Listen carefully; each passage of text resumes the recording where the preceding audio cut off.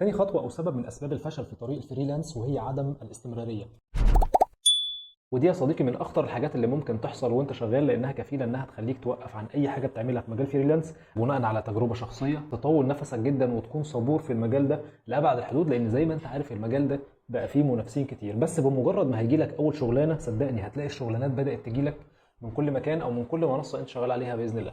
انت بس لو حاطط لنفسك هدف يومي كبير جدا بتقضي فيه مهام كبيره جدا، حاول تقسم المهام دي لمهام صغيره وتحول الهدف اليومي بتاعك ده لمهام بتعملها على شكل اسبوع مش في يوم واحد، علشان يخلي عندك حافز دايما انك تستمتع باللي انت بتعمله في خلال اليوم، بدل ما تكون مضغوط بمهمات كبيره انت بتعملها في خلال اليوم. بتيجي بعد فتره قصيره بتحس ان بعد كل المجهود ده للاسف مفيش اي نتيجه. في مثل عربي قديم بيقول قليل دائم خير من كثير منقطع. انا بس اضمن لك لو انت مستمر في اللي انت بتعمله ده لمده 3 شهور على الاقل، صدقني هتجيب اول شغلانه ليك وبعدها هتلاقي نفسك دخلت في مرحله استقرار وبدا الشغل يجي لك من كل حته.